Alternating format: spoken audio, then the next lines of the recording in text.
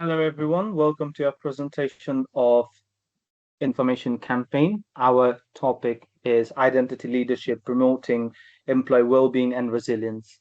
Let's move to the vision of change.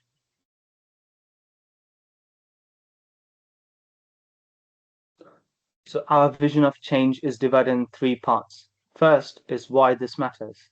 Employee burnout, stress, and disengagement are rising across organizations.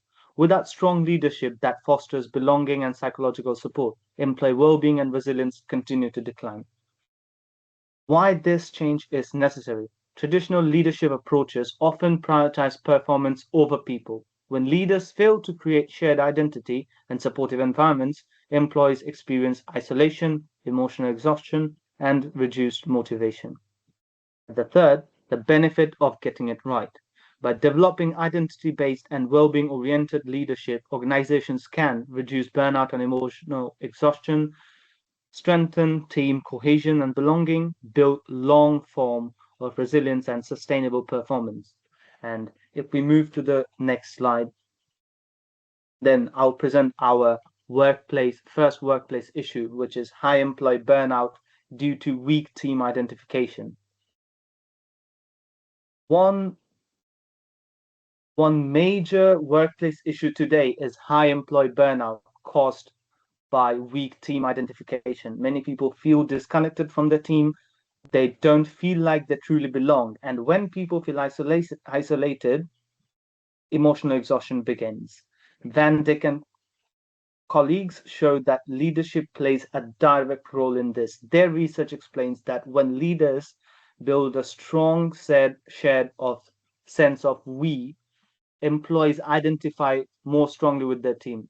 That team identification acts as a protective factor against burnout. In simpler terms, when employees feel part of something meaningful, they cope better with the stress.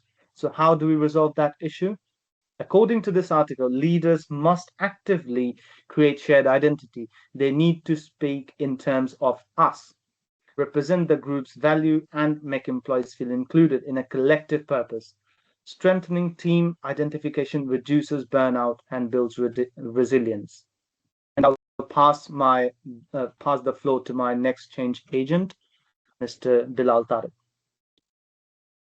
So the second issue is leaders failing to cultivate a shared team identity that focuses heavily on tasks and performance, but neglects identity building. They manage results, but not belonging. Wanzik explains that leadership involves four key behaviors. First one is representing the group, and second one is advancing shared interests, creating shared meaning, and embedding common values. These behaviors strengthen team identification. When leaders fail to do this, employees feel disconnected. Without shared meaning, teams lack cohesion, and without cohesion, resilience weakens. The solution based on the article you see is not complicated. Leaders must initially build a collective identity. They must act as representatives of the group, not just managers of performance. When leaders foster shared identity, they strengthen well-being and create a more resilient team culture. And that's all. I'm going to pass it to my team, Vikram.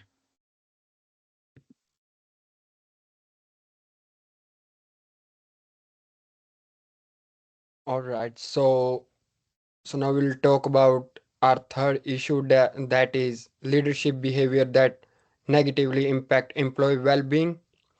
So so the cliques conducted an integrated review showing that not all leadership is positive. Certain behaviors such as excessive pressure, lack of support, or poor communication increase stress and emotional strain.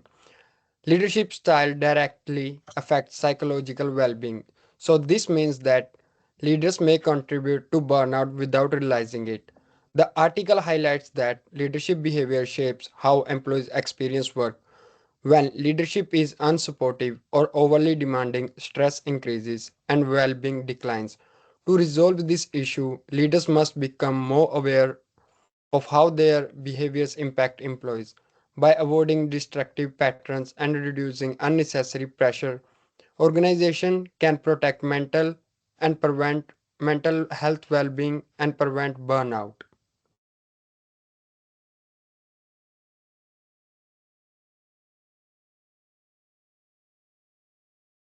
Workplace issue addressed. The final issue is lack of supportive and well-being oriented leadership practices. The theory is transformational and supportive leadership. How it explains the relationship, the article highlights that transformation and supportive leadership behavior enhances engagement, motivation, and psychological resilience among employees. Now, connection to the issue is organizations that do not prioritize well-being focused leaderships develop risk, increase stress, and disengagement. Leaders who actively support and empower employees strengthen long-term resilience. So the research shows that supportive and transformational leadership improves engagement, motivation, and resilience. When leaders show genuine care for their employees, it encourages just encouragement, and employees cope better with stress. Solution is simple. Organizations must train leaders to actively support and get involved to empowering employees. When leadership supports well-being, performance improves naturally. This is the end of our presentation. I would like to thank everyone. Thank you.